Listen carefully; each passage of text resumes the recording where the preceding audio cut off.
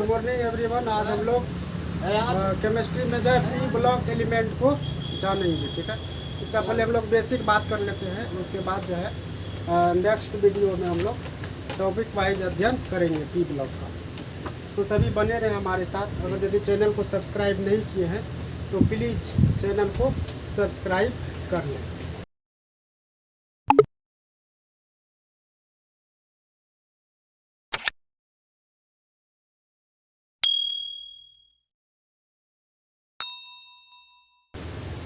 ये P block elements, ये देख रहे हैं, ये पी ब्लॉक का तत्व है। ये पी ब्लॉक जो है आवर्त सारणी के सबसे दाईं ओर स्थित है, जिसमें कि 6 वर्ग है। इसको बोलते हैं group 18, group 18, group 17, group 16, group 15, group 14 और ग्रुप 13। ठीक है, ग्रुप 13 ये हीलियम पीरियड 1 में आता है, और इसमें जो है ये पीरियड 2 का तत्व है, ये पीरियड 3 का तत्व है, ये पीरियड 4 का तत्व है, ये पीरियड 5 का तत्व है, पीरियड 6 का तत्व है, और ये पीरियड 7 का तत्व है। ये सभी रेडियो एक्टिव है पीरियड 7, और ये आवर्त अभी अधूरा है। ठीक है, आवर्त 7 अभी अधूरा है। तो इसको पी ब्लॉक में क्यों रखा गया है?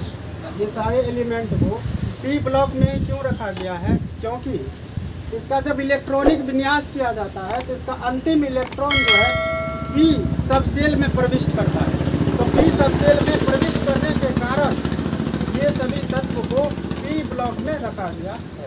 ठीक है, हालांकि ये आधुनिक आवर्त सारणी जो बना है वह तत्वों के इलेक्ट्रॉनिक विन्यास के आधार पर बना है, अर्थात उसका अंतिम इलेक्ट्रॉन जिस सब सेल में प्रविष्ट करता है उसे उसी ब्लॉक के अंतर्गत रखा गया है। अर्थात अगर यदि किसी भी एलिमेंट का अंतिम इलेक्ट्रॉन एस सब सेल में प्रविष्ट करेगा तो उसको एस ब्लॉक में रखा गया है, और जिसका अंतिम इलेक्ट्रॉन पी में प्रविष्ट करेगा पी सब सेल में तो उसको पी ब्लॉक के अंतर्गत रखा गया है, और जिसका अंतिम इलेक्ट्रॉन डी सब सेल में प्रविष्ट करता है उसे डी ब्लॉक में, और जिसका अंतिम इलेक्ट्रॉन एफ सब सेल में प्रविष्ट करता है उसे एफ ब्लॉक के अंतर्गत रखा गया। तो कहने का अर्थ है इलेक्ट्रॉनिक विन्यास के आधार पर आधुनिक आवर्त सारणी को 4 ब्लॉकों में बांटा गया, जिसे बोला जाता है S block, P block, S block, P block, D block and F block. तो अभी हम लोग 12वीं क्लास में जो है पी ब्लॉक का अध्ययन करेंगे इस चैप्टर के अंतर्गत। तो उसके बाद डी ब्लॉक का अध्ययन करेंगे, और इसके बाद एफ ब्लॉक का अध्ययन करेंगे। पी ब्लॉक का अध्ययन करेंगे यूनिट 7 में, और डी और एफ ब्लॉक का अध्ययन करेंगे एक ही साथ यूनिट नंबर 8 में। ठीक है, इसके बाद एक और चैप्टर बच जाएगा इनऑर्गेनिक केमिस्ट्री का, जिसका एक नाम है यूनिट 9 में कोऑर्डिनेट कंपाउंड, मतलब जटिल यौगिक। ठीक है, इसके अतिरिक्त जो है एक और चैप्टर है। कुल मिलाकर के 4 चैप्टर डाला गया है 12वीं क्लास में इनऑर्गेनिक केमिस्ट्री के अंतर्गत। तो यूनिट नंबर 6 जो है वो है तत्वों का निष्कर्षण, तत्वों का निष्कर्षण। ठीक है, तो आज हम लोग शुरू करेंगे ये यूनिट 7 को, इसके बेसिक बातों को जानेंगे। ठीक है, यूनिट 7 में पी ब्लॉक आता है। तो वे तत्व जिसका अंतिम इलेक्ट्रॉन पी सब सेल में प्रविष्ट करता है उसे पी ब्लॉक के तत्व कहा जाता है।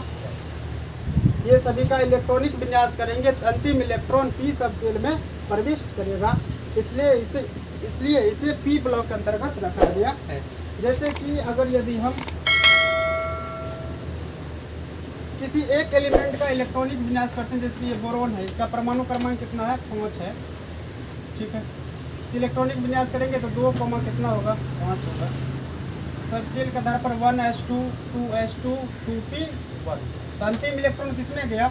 पी सब सेल में प्रविष्ट किया, इसलिए इसे किस ब्लॉक के अंतर्गत रखा गया है? पी ब्लॉक के अंतर्गत रखा गया है।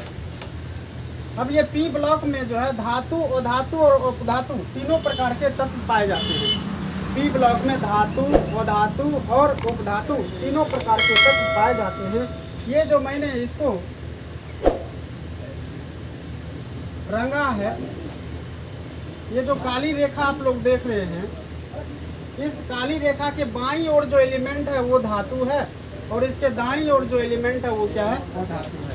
लेकिन इसके जस्ट बगल में जो है इसको उपधातु बोला जाता है। जैसे कि उपधातु इसमें boron, silicon, germanium, arsenic, selenium, antimony, tellurium और एस्टेटिन है, जो कि ये क्या है, एक रेडियो एक्टिव है। इसके अतिरिक्त ये सभी क्या हुआ, ये सभी उपधातु के अंतर्गत आता है। और इस काली रेखा के बाईं ओर का जो एलिमेंट है वो धातु है और इनको छोड़ करके शेष इधर जो है सभी क्या है, वो धातु है। और हाइड्रोजन को जो है, हाइड्रोजन भी अधातु ही है लेकिन उसे एस ब्लॉक के अंतर्गत रखा गया है, क्योंकि हाइड्रोजन का जब हम इलेक्ट्रॉनिक विन्यास करते हैं तो उसका अंतिम इलेक्ट्रॉन एस सबसेल में प्रविष्ट करता है, इसलिए उसे एस ब्लॉक के अंतर्गत रखा गया। ठीक है, यहाँ तक में किसी को समस्या? अब ये पी ब्लॉक के तत्व का जब हम इलेक्ट्रॉनिक विन्यास करेंगे, पी ब्लॉक के तत्व का जब हम इलेक्ट्रॉनिक विन्यास करेंगे तो इसका OMC जो होगा, OMC मतलब होता है outer most configuration, outer most configuration, Hindi होता है बाह्य इलेक्ट्रॉनिक विन्यास, बाह्य इलेक्ट्रॉनिक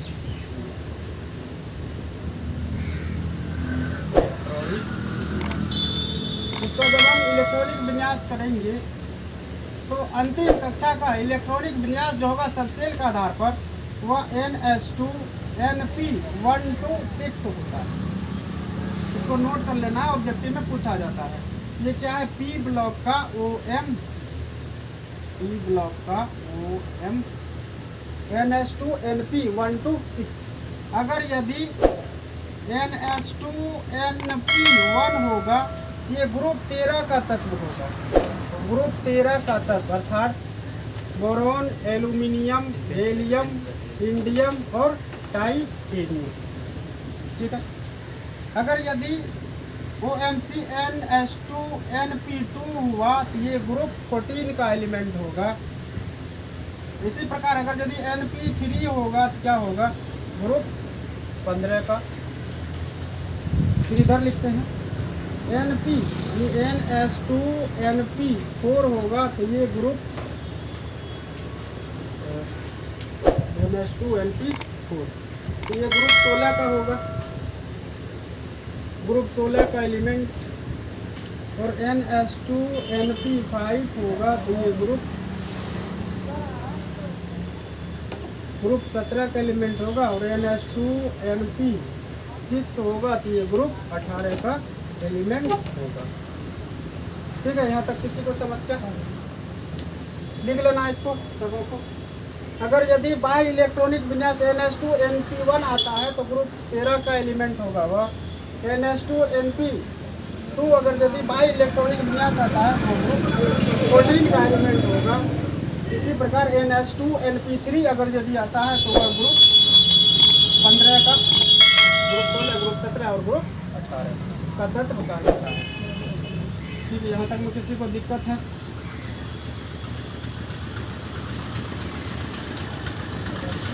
अब ये ग्रुप 18 के तत्व को हेलोजन बोला जाता है। सॉरी, इसको बोलते हैं नोबुल गैस। ग्रुप 18 के तत्वों को क्या बोला जाता है, नोबुल गैस। ग्रुप 17 को हेलोजन बोलते हैं। ये बताया जाएगा क्यों इसको हेलोजन बोलते हैं। आज सिर्फ इन सबों से परिचय करवा देते हैं। इसको बोलते हैं ऑक्सीजन फैमिली, ऑक्सीजन फैमिली। और इसको बोला जाता है नाइट्रोजन फैमिली, नाइट्रोजन फैमिली। और इसको बोला जाता है कार्बन फैमिली, कार्बन फैमिली। और इसको बोरोन फैमिली। ठीक है, ये नोबुल गैस है। इसको हेलोजन फैमिली बोलते हैं, इसको ऑक्सीजन फैमिली बोलते हैं, इसको नाइट्रोजन फैमिली, इसको कार्बन फैमिली और इसको बोरोन फैमिली। अब इसका परमाणु क्रमांक जो है वो याद रहना चाहिए सबों को। परमाणु क्रमांक अगर यदि पता रहेगा तब जाकर के इसका इलेक्ट्रॉनिक विन्यास हम लोग कर पाएंगे, अन्यथा इलेक्ट्रॉनिक विन्यास जो है इसका नहीं हो पाएगा। तो इसका याद रख लेना है नोबुल गैस का 2, 10, 18, 36, 54, 86।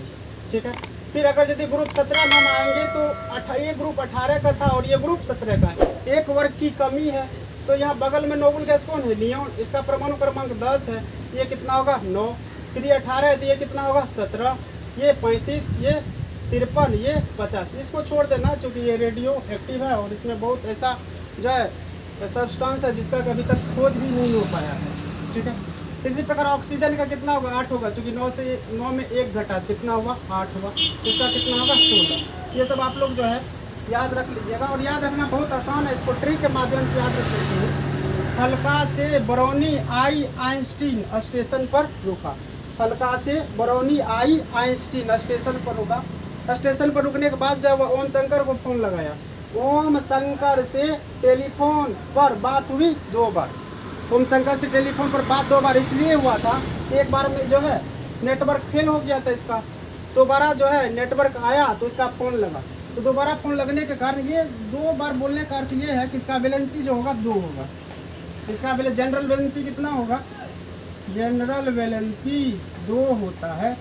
ठीक है, ओम शंकर से टेलीफोन पर बात हुई कितनी बार? 2 बार। 2 क्या है? वैलेंसी। अब क्या बात हुआ? बात हुआ कि नेपाल, पाकिस्तान, ऑस्ट्रेलिया सबसे अच्छा बिहार। नेपाल, पाकिस्तान, ऑस्ट्रेलिया सबसे अच्छा बिहार। ठीक है, ये ओम शंकर कितना देश गया? नेपाल गया, पाकिस्तान गया और ऑस्ट्रेलिया गया, लेकिन सबसे अच्छा कौन लगा? अपना बिहार लगा। तो कितना देश ये गया? 3 देश। इसलिए इसकी वैलेंसी कितनी होगी? जनरल वैलेंसी की बात कर रहे हैं।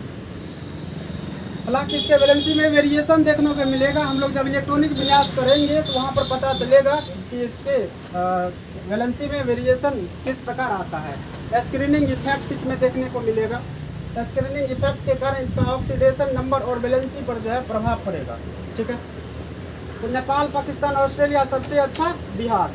वैलेंसी का कितना होता है? 3। तो उसको बिहार क्यों अच्छा लगा? क्योंकि यहाँ पे कार्तिक, श्री गणेश, शंकर, पार्वती की पूजा 4 बार होती है। कार्तिक, श्री गणेश, शंकर, पार्वती कि इसकी वैलेंसी कितनी होगी? General valency 4। ठीक है, हालांकि इसको हम कोवैलेंसी बोलते हैं क्योंकि ये सहसंयोजकता। क्योंकि अंतिम कक्षा जब इसका हम इलेक्ट्रॉनिक विन्यास करेंगे तो अंतिम कक्षा में कितना इलेक्ट्रॉन जाएगा? 4 इलेक्ट्रॉन जाएगा। तो 4 इलेक्ट्रॉन अंतिम कक्षा में जाने के कारण ये तो ना तो डोनेट करना चाहेगा और ना ही गेन करना चाहेगा इलेक्ट्रॉन को। ठीक है, तो ये जो है इलेक्ट्रॉन का पार्टनरशिप करता है, साझा करता है, जिसके वजह से इसको क्या बोलते हैं? कोवैलेंसी। अब ये बाल गंगाधर इंडियम तिलक 3 बार जेल गया था, तो इसकी जनरल वैलेंसी कितनी होगी? 3 होगी। ठीक है, हम लोग वैलेंसी को जाने, ये सामान्य वैलेंसी है।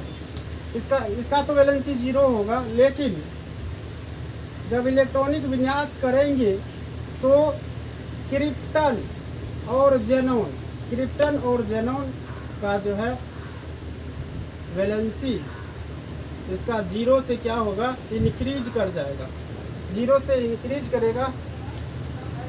ठीक है, वो हम लोग जब चैप्टर पढ़ेंगे तो समझेंगे कैसे वो इंक्रीज करता है। ये तो था जनरल इसका वैलेंसी। इसका वैलेंसी अब हम लोग क्या मान के चलेंगे? 0। इसका कितना होता है? 1। और ये ऑक्सीजन फैमिली का 2 होता है, नाइट्रोजन फैमिली का 3 होता है, कार्बन फैमिली का 4 होता है और बोरोन फैमिली का 3 होता है। ठीक है, यहाँ तक में किसी को समस्या? मिटा दें इसको।